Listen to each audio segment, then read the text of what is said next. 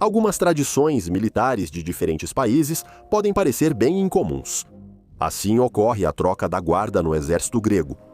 A guarda, composta por homens selecionados, fortes e resistentes, com altura entre 1,87 m e 2,10 m, está vestida com um traje bastante peculiar. Uma saia branca volumosa, com meias de lã justas, um chapéu de veludo e sapatos com pompom. É quase como um desfile de moda. Tudo isso é explicado pela tradição secular e contexto histórico, com fatos interessantes sobre a saia fustanella e os pompons, mas ainda assim parece estranho. Ou então, por exemplo, a chamada dança do ódio, na fronteira entre a Índia e o Paquistão.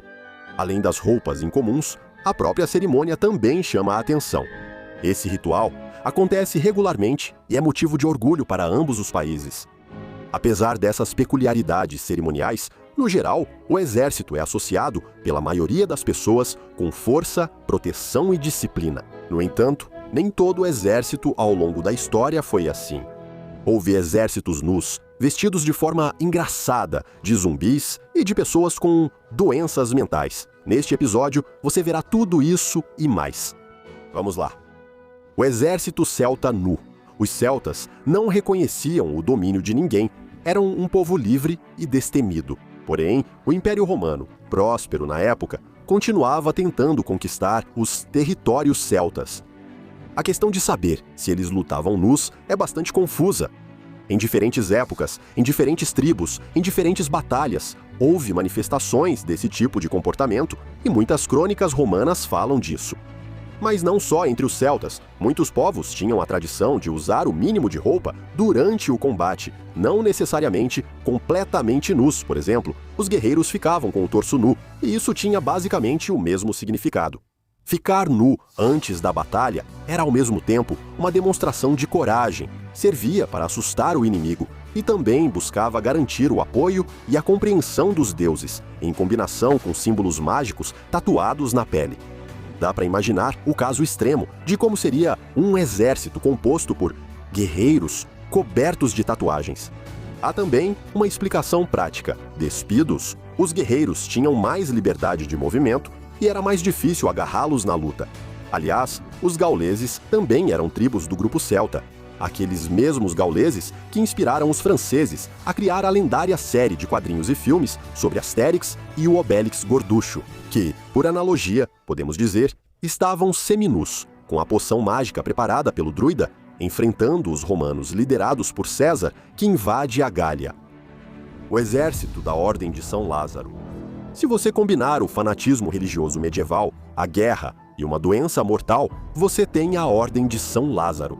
Essa é a ordem militar monástica mais fechada da Era das Cruzadas. E ela se tornou a mais fechada porque o que uniu esses soldados foi a hanseníase, uma doença infecciosa mortal. A doença podia causar mudanças terríveis na aparência física da pessoa. Justamente porque as pessoas com hanseníase assustavam e podiam contagiar os outros, era comum isolá-las das pessoas saudáveis. Com o tempo, a ordem passou a aceitar também pessoas comuns com hanseníase, entre as quais podiam estar cavaleiros e soldados, formando assim um verdadeiro exército de leprosos ou mortos-vivos. Os leprosos eram vistos como mortos, e morrer em combate era mais honroso que apodrecer vivo. A vantagem de um exército assim era que os combatentes não tinham nada a perder. As partes do corpo afetadas não sentiam dor. Os guerreiros lutavam como loucos, causavam terror no inimigo com sua aparência horrenda e o medo de contágio. Eles iam nas primeiras fileiras, permitindo aos soldados saudáveis resistirem mais tempo na batalha. Portanto, não seria exagero dizer que na Idade Média existiu um verdadeiro exército de zumbis. O exército de gigantes da Prússia, ou os gigantes poloneses de Potsdam. O rei prussiano Frederico Guilherme I tinha um hobby em comum. Ele colecionava pessoas de grande estatura para formar um regimento de gigantes em seu exército. Ele não apenas os reunia e convocava pelo país, mas também os comprava por grandes somas de dinheiro, pedia como presentes vivos e, com o tempo, tentou até criar uma companhia inteira de pessoas gigantes. Um dos doadores mais conhecidos foi o imperador russo Pedro I, que assim estabelecia relações com o rei prussiano. O salário desses soldados era definido pela altura, não pelas habilidades ou posto. Amazonas do Daomé. Não faz muito tempo, no século XVII, surgiu no reino do Daomé um exército de mulheres destemidas, selvagens e ferozes que aterrorizou os colonizadores europeus. Os estrangeiros as chamaram de Amazonas do Daomé. Essas mulheres não eram apenas guerreiras ferozes, mas também uma tropa de elite que protegia seu rei durante as batalhas mais sangrentas e era considerada intocável. Sua característica especial era decapitar seus inimigos. E isso não é um mito. A última amazona do Daomé que sobreviveu morreu não faz tanto tempo, em 1979, aos 100 anos de idade. No século XIX, o exército das Amazonas contava com cerca de 6.000 mulheres soldados, o que representava 1/3 de todo o exército do reino.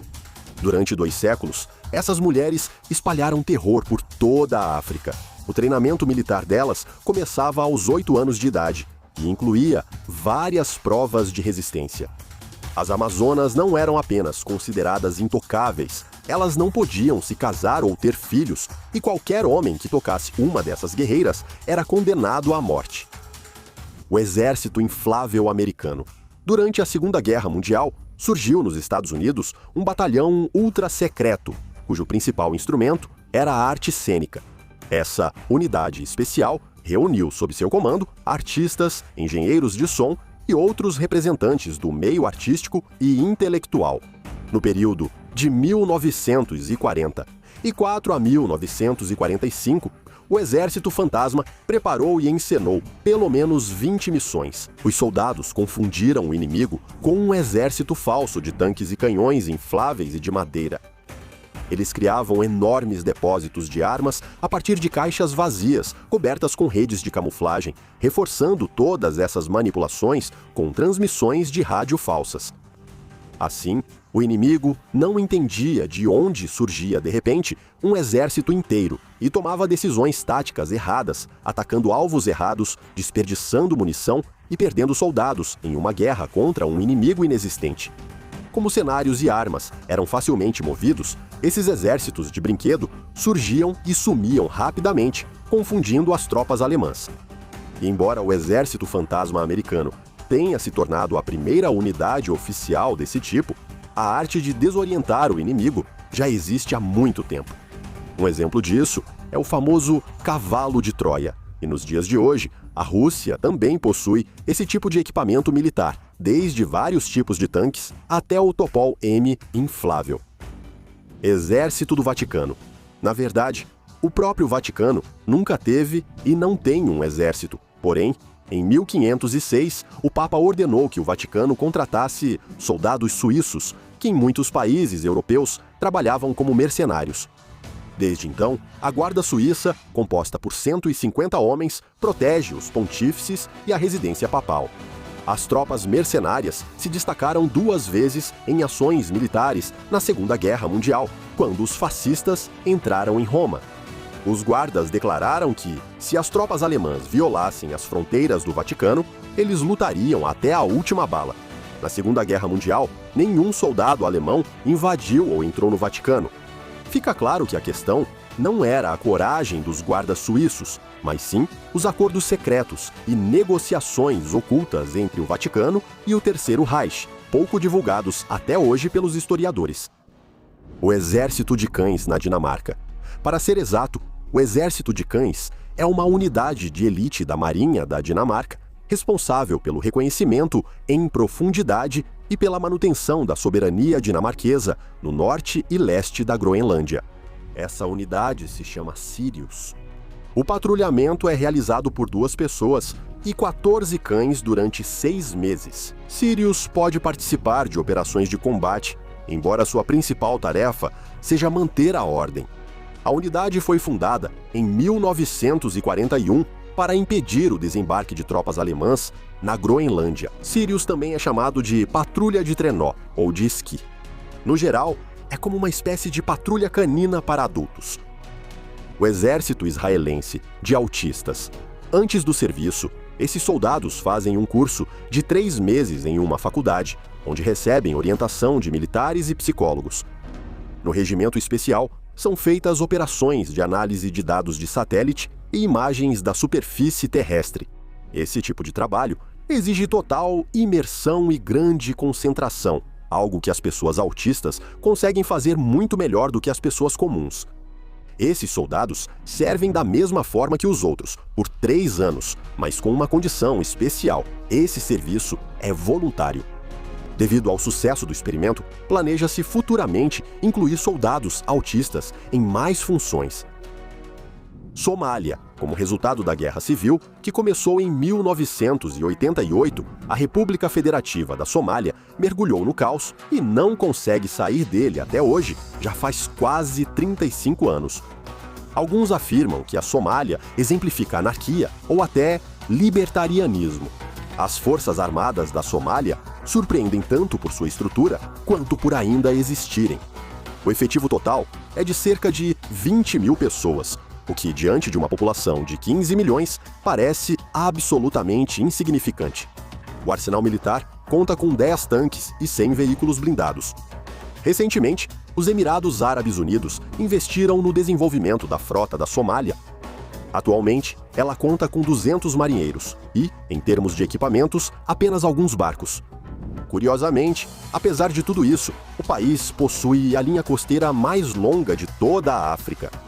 A maioria dos habitantes prefere se juntar a diferentes grupos paramilitares rebeldes, por isso, é preciso recrutar praticamente todo mundo.